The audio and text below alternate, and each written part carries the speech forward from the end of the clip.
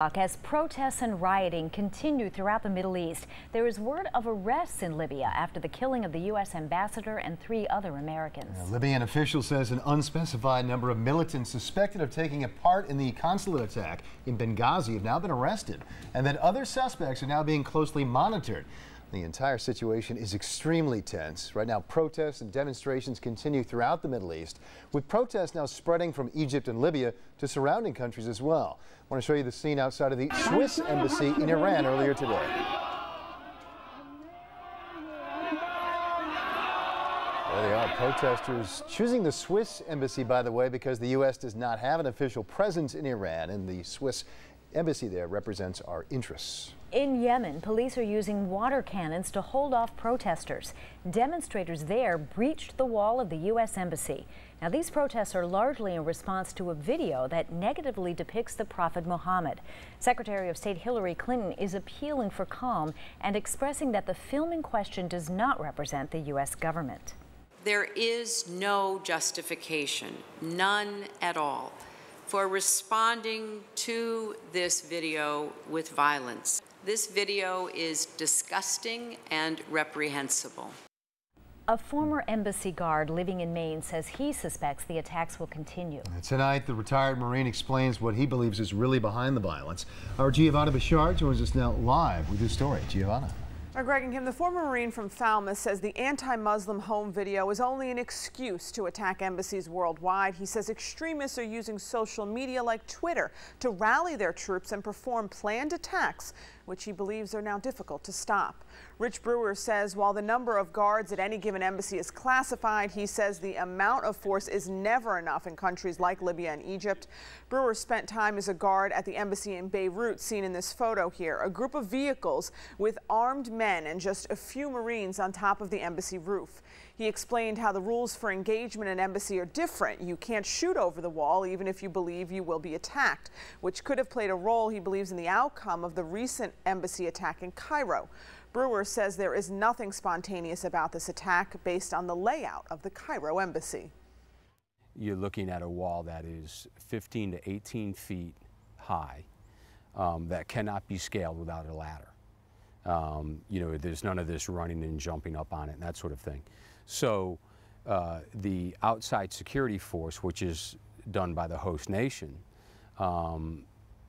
somehow has to be occupied long enough for a number of individuals to spontaneously carry ladders to the wall, scale the wall, take those ladders, scale down the other side of the wall.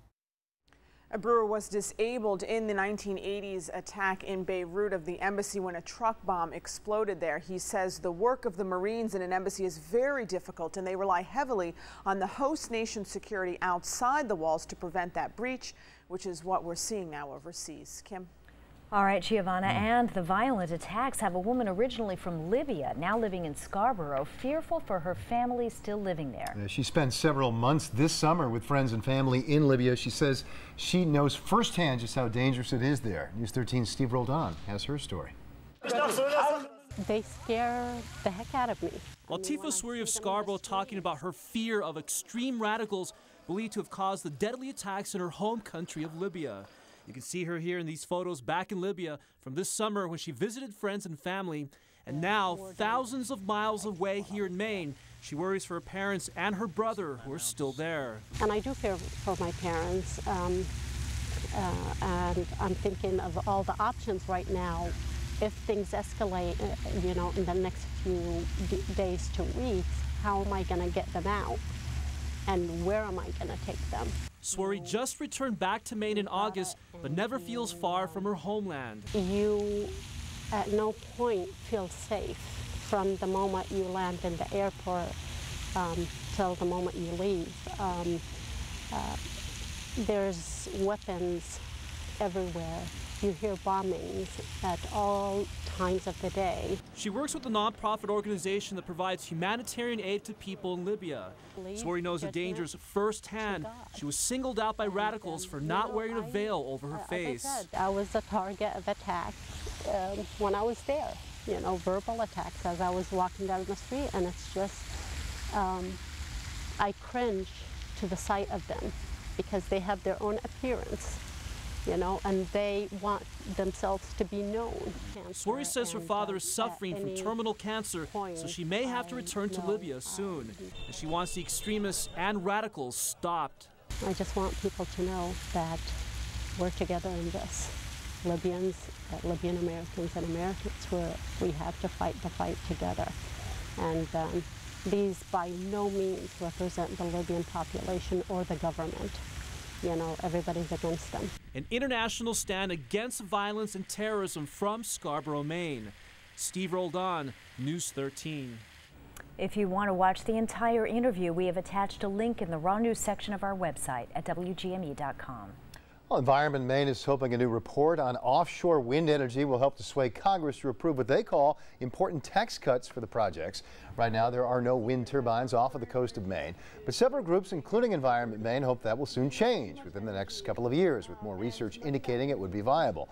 A representative for that group says it's time to extend tax incentives similar to what they have for oil and onshore wind companies that would allow wind power operations to flourish off of the coastline.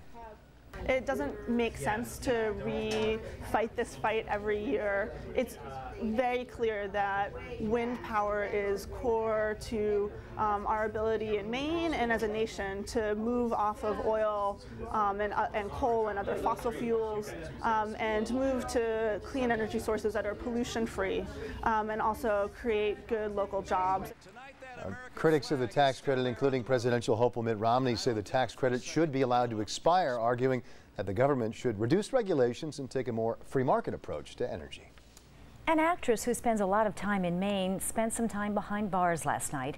Sally Struthers is facing a drunk driving charge in York County. This is her mugshot. The Algonquin Police Department says Struthers is charged with OUI after an officer pulled her over on Route 1 just after midnight. Struthers, who starred in All in the Family, posted bail shortly after her arrest. She has been starring in the play 9 to 5 at the Algonquin Playhouse. She's scheduled to be arraigned on December 13th. Now, your Weather Authority forecast with Charlie DePresti.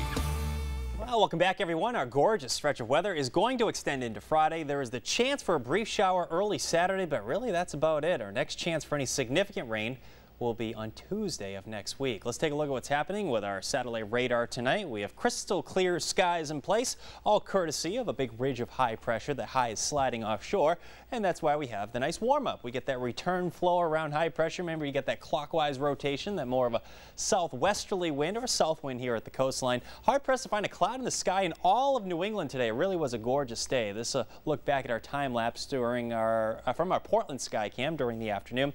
Nice deep blue sky. Traffic, of course, moving along rather nicely. Tomorrow will be another mostly sunny day. That feature will be is a cold front. That will be our next chance for a shower, and the time frame for that will be early Saturday morning. Now, your coastal forecast first. I expect highs in the 70s tomorrow with mostly sunny skies. Saturday, chance for a shower during the early morning hours. Temps will rebound into the lower 70s. Many inland towns will just be a little bit warmer during that period. When you're 80 tomorrow, low 70s on Saturday, and I covered up Sunday there because that was an incorrect graphic on the coastal forecast. But notice upper 60s return that day. Temperatures will be a little bit cooler going into the weekend, and you will notice it especially during overnight lows. Overnight lows will again slip into the 40s. Here's a cold front to our west. Remember, high pressure keeps lots of sunshine in place. That will again be the case tomorrow. This feature you see to our west will be our next weather maker for early Saturday morning. I think you'll wake up to a few clouds early Saturday, but sunshine should make an appearance by late morning and afternoon, so it's a brief chance for a shower. Here we are, 7 o'clock now. Tomorrow morning, temps start in the 50s, not too cool, certainly in comparison to where we've been this week. Tomorrow, 2 o'clock in the afternoon, we'll have a stiff sea breeze developing. The major difference between today and tomorrow will be the winds. I think the winds will be a little bit stronger, gusts over 20 miles per hour. That's going to keep the temps in the 70s at the coast. Low 80s will do it for many inland towns. You'll notice a few more clouds late tomorrow night to early Saturday morning. I think many areas will see a few showers very early in the day Saturday. In fact, if you sleep in on Saturday, there's a decent chance you miss out on these showers because they're pretty quick moving. They should be gone by late morning. The wind will pick up out of the northwest, and it's going to be a pretty nice day, I think, or a nice afternoon, I should say, for Saturday. It will be a little bit blustery, though. Low 70s on Saturday, upper 60s on Sunday. Monday looks pretty nice as well. Next chance for any significant rain will arrive Tuesday night, and into Wednesday. The major difference for tomorrow's forecast between the coast and inland will be warmer away from the coastline, near 80 degrees. Now, Greg and Kim, normal high, low 70s? We'll take 80, right? I think so. For September. It's working for me. Yes, working for me too. Bonus days. Very nice. Oh, yes. Borrowed time. All right. Thanks, Charlie.